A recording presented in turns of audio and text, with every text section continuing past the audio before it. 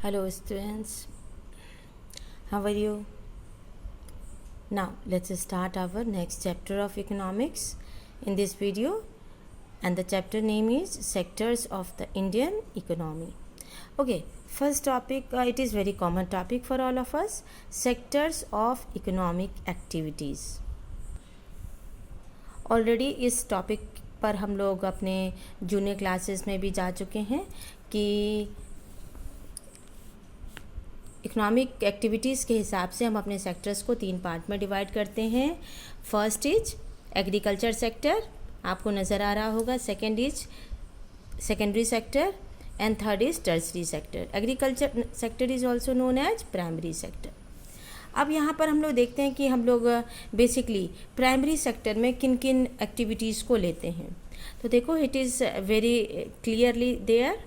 आप देखते हैं क्या करते हैं. आप सबसे पहले तो एग्रीकल्चर करते हैं, फार्मिंग करते हैं इसमें. उसके बाद में lots of different natural products को आप प्रोड्यूस करते हैं. आप डेयरी फार्मिंग भी करते हैं, फिशिंग का काम भी इसमें आता है. Forestry is also there. Mining and quarrying activities all are related with agricultural sector. It means primary sector. Second is secondary sector. Secondary sector cover करता है उन एक्टिविटीज़ को जिसमें कि हम लोग जो नेचुरल प्रोडक्ट्स होते हैं उनको चेंज करते हैं अदर फॉर्म्स में, यानी कि हम कोई फिनिश्ड गुड उससे बनाते हैं. And for this purpose we are utilizing different kinds of manufacturing procedures and industrial activities में हम पार्टिसिपेट करते हैं. ओके, इसके बाद में हमारा आता है third sector, that is known as tertiary sector. Primary और सेकेंडरी सेक्टर के बाद में थर्ड सेक्टर है हमारा एक्टिविटीज़ का, वो है टर्शरी सेक्टर. और it is quite different from the both, because ये सेक्टर जो है, इसकी जो एक्टिविटीज़ हैं वो हमारी सर्विस से रिलेटेड होती हैं. इसमें हम लोग क्या करते हैं, ये ध्यान देने की बात है. अब आप देखो, आप ट्रांसपोर्टेशन के बारे में जानते हैं, आप स्टोरेज के बारे में जानते हैं, आपकी बुक में सब दे रखा है. कम्युनिकेशन इज़ देयर, बैंकिंग है, ट्रेड है, ये सारी एक्टिविटीज़ जो हैं टर्सरी सेक्टर में आती हैं.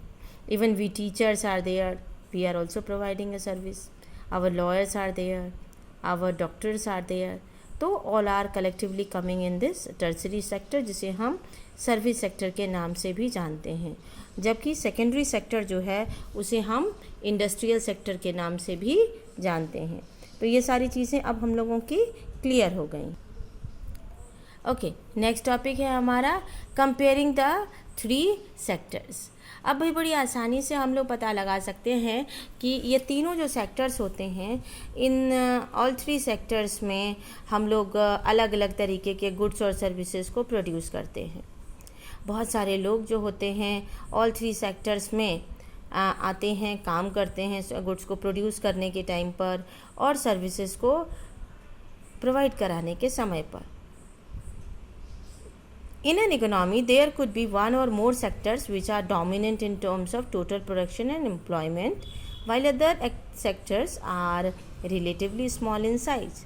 ये ज़रूरी नहीं है कि इन तीनों सेक्टर्स की जो ग्रोथ रेट हो वो एक समान हो सकता है इसमें से कोई एक या दो बहुत ज़्यादा हो.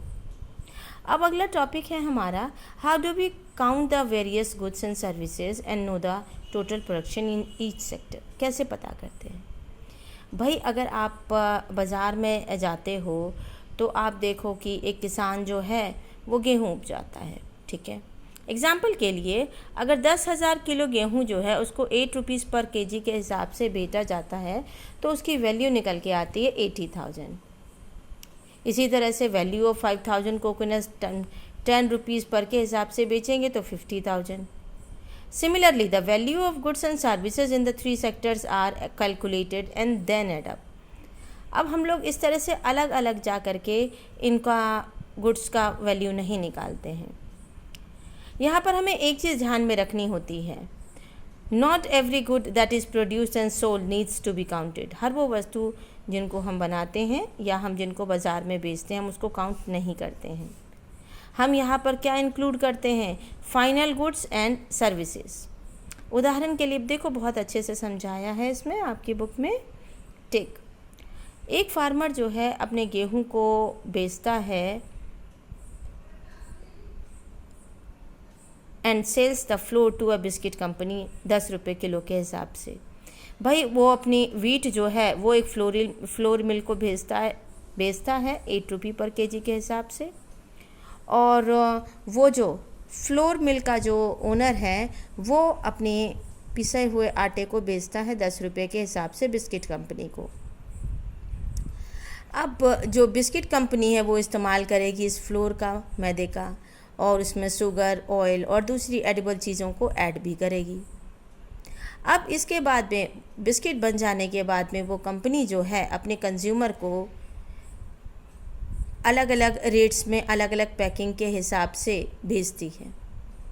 जैसे कि ₹15 पर पैकेट के हिसाब से वो उसके बाज़ार में बेचती है। तो हम लोग यहाँ पर अलग अलग जगहों पर जा कर के रेट्स को नहीं इंक्लूड करेंगे। हम क्या करेंगे, हम जो फाइनल गुड्स उतने 1 किलो जो मैदा था उससे जो वस्तुएं बनी उस हिसाब से जो फाइनल गुड्स जितना तैयार हुआ उसमें जो टोटल प्रोडक्शन लगा और एक्सपेंड किया हमने, हम उसको कैलकुलेट करेंगे।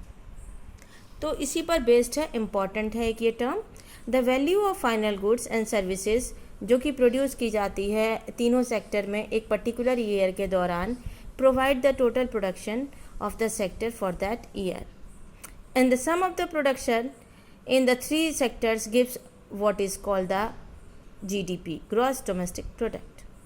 मतलब जो भी फाइनल गुड्स और सर्विसेज हमने प्रोड्यूस की तीनों सेक्टर्स में पर्टिकुलर ईयर में, उसका टोटल प्रोडक्शन जो हम कैलकुलेट करते हैं वही हमें GDP काउंट करने में मदद करता है।